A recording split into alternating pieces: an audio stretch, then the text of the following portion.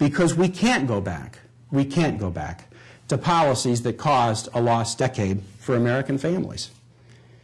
At the end of the day, whether you live in Cleveland or Kalamazoo, Seattle, or St. Louis, whether you're a small business owner or a recent graduate just getting started in the world, whether you're a Democrat or a Republican or independent, the economy is uppermost in your mind. And when it comes to the economy in this fall's elections, voters are going to have a very clear choice. Do they want to return to the failed Republican policies of the past decade, unpaid-for tax breaks for the wealthiest, reckless deregulation of mining, drilling, and the financial markets, off-the-books financing for 2 wars, abandoning fiscal prudence? Or will voters choose a president and Congress who have begun to turn the economy around through critical infrastructure investments, tax relief to 95% of working Americans, and a smart plan to reform the nation's health insurance system to promote better health at a lower cost? Now, we know, based on history, that midterm elections are tough. And in Jan's introduction, she laid out some of the challenges I have, and I got plenty. This year will be no different. Midterms will be tough. Since Teddy Roosevelt was president, the average midterm election involves a president losing 4 Senate seats and 28 House seats. And we're not living in average times. However, we got a strong case to make for President Obama and congressional Democrats and our Democrats in governors' mansions all across this country who have avoided the easy route and instead made the tough decisions and taken the bold actions needed to lay a foundation for long-term prosperity, to empower Americans to make the right choices for themselves and their families. We think when voters compare that record to the Republican Party's record, they're going to have an easy choice, because Americans, well, they have a lot of anxieties and concerns these days. They don't want to go backward. As President Roosevelt said in Cleveland on another occasion, he came here to this city to deliver his final speech before the 1940 Democratic Convention that nominated him for his 3rd term. And here's what he said: Americans are characters in this living book of democracy, but we're also the authors. It falls upon us now to say whether the chapters that are to come will tell a story of retreat or a story of continued advance. I believe that the American people will say forward. And I believe that the American people will say forward again this year in Ohio and all across the nation. Thank you very much.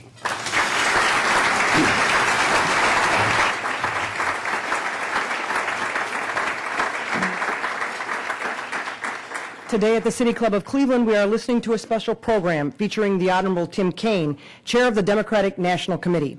We will return to our speaker in a moment for our traditional City Club questions. We encourage you to formulate your questions now and remind you to keep them brief and to the point. Now, let's return to our speaker for our question and answer period. We welcome questions from everyone, including guests.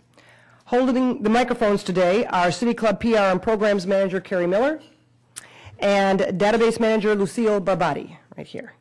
Governor Kaine, first question, please. Good afternoon. I am a Cleveland school teacher, and we have some Indian teachers at my school, and they have told me that in India, teachers are loved. They kiss the feet. Students kiss the feet of their teachers. Now, I don't need my feet kissed, but under the Obama administration, teachers are being demonized and blamed for the problems in our schools. Teachers were fired in Rhode Island in the middle of negotiations, and unfortunately, Secretary of Education, Ari Duncan, and the President thought that was a good thing. So my question to you is, since we have 2 huge teachers' unions encompassing more than 2 million people, that's a lot of votes and a lot of money, what are the Democrats doing, especially you, to defend teachers and to show the world that teachers are our heroes and should be treated as such? Great question. Great question. Well, I'm a big fan of teachers and public school teachers. My kids have all gone through the public schools of Richmond, Virginia, which is a system that I care deeply about. But when you talk about teachers, there is a context. We've got to be the best educated nation in the world. We can't settle for competence. We can't settle for, just getting students up to a minimum platform. We have to be the best. And that means if we're going to do that, we have to celebrate and reward teachers are good, but we also have to be honest enough to confront situations when teachers are not good. I am not completely up on the Rhode Island situation, but what I know about it was this, that this was a school system that had been a repeated and significant underperformer. And despite a lot of efforts to try to get them to do what similarly situated school systems had done in Rhode Island to help their students, they had been unwilling to do it. And local leaders made the decision that the only way they were going to get there was by bringing in different teachers. Now, I don't know enough to say whether that local decision was right or not, but I certainly don't know more than the local folks who made that decision. What the administration's policy is definitely not one about demonizing teachers.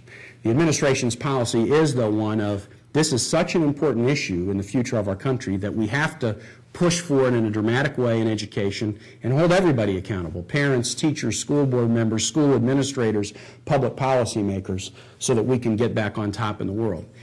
Here is a statistic that troubles me. Right? If there would be any statistic that I'm troubled about, it's this one. 20 years ago, America was #1 in the world with the percentage of our adults that got 2- and 4-year college degrees, and there wasn't a close second. Within 10 years ago, Canada had caught up with us. By today, 9 or 10 nations have passed us, and another 9 or 10 nations are poised to pass us, and the American higher ed attainment rate is essentially flat to declining. And so there are a whole series of things that we need to do to make sure that we can get back in a position where we're #1 in the world again in the quality of our education as measured by outcomes. Teachers do yeoman's and heroic work every day in classrooms, and I've never heard the president say anything to the contrary, nor have I heard Secretary Duncan say anything to the contrary. He was a champion for teachers and for education reform in Chicago. But if we're in a nation where, frankly, our educational attainment is slipping compared to the other nations in the world, we're never going to be the #1 in economic competitiveness if we're 10th or 20th in the world in educational attainment. And so that means that everybody has got to be around the table and hold each other accountable and look in the mirror and ask tough questions and push tough policies. But any effort to demonize teachers or say teachers are the problem, that is incorrect. There's a whole lot of things that have to go an awful lot better for us to return to #1 in the world, but teachers own part of that improvement. Just as policymakers, presidents, secretaries of education, and administrators do, we've got an awful lot of work to do in education in this country.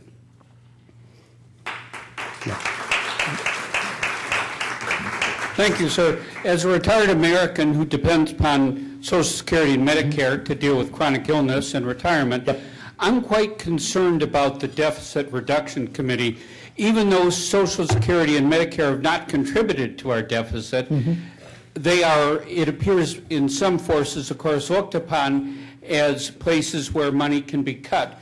Could you give me any assurance or give us any assurance that going forward the deficit reduction will look toward making fewer hydrogen bombs and more bottles of insulin? Thank you. Yeah, great way to put the question. Well, the deficit commission that has been put together by the president, again, it's under very able leadership, leaders who were key to the last effort to get America's budget back in balance, has been told to look at everything. It is the case, as you point out, it's not been Social Security that has led to the deficit in the general fund budget that we're wrestling with, nor has it been Medicaid and Medicare. However, there are issues in the Medicare and in the Social Security programs within those programs where there could be long-term structural challenges with financing those systems. And so the Deficit Commission, as it's looking at strategies to bring the base federal budget back closer to balance, they're also looking at the structural challenges within Social Security and within Medicare. They're not looking at them to try to take money away to build more hydrogen bombs or take more money away to fill holes in the general fund budget, but they are looking at them so that we can guarantee the long-term solvency of these programs. One of the things that the president has already done, as many of you know, is in connection with the health reform. They did some reform on one aspect of Medicare, Medicare Advantage, where there were significant payments being made in the Medicare Advantage program to insurance companies that really weren't necessary to provide medical care to seniors. The whittling down of those programs enabled us to take steps that will much better guarantee the fiscal solvency of the Medicare program going on for years to come. So I do think it's important for the Commission to look at the structural soundness of these programs and take the steps that are necessary to ensure that they'll be there for generations. But you're right, we don't need to raid these programs to come up with dollars to find balances elsewhere. That would be the wrong thing to do.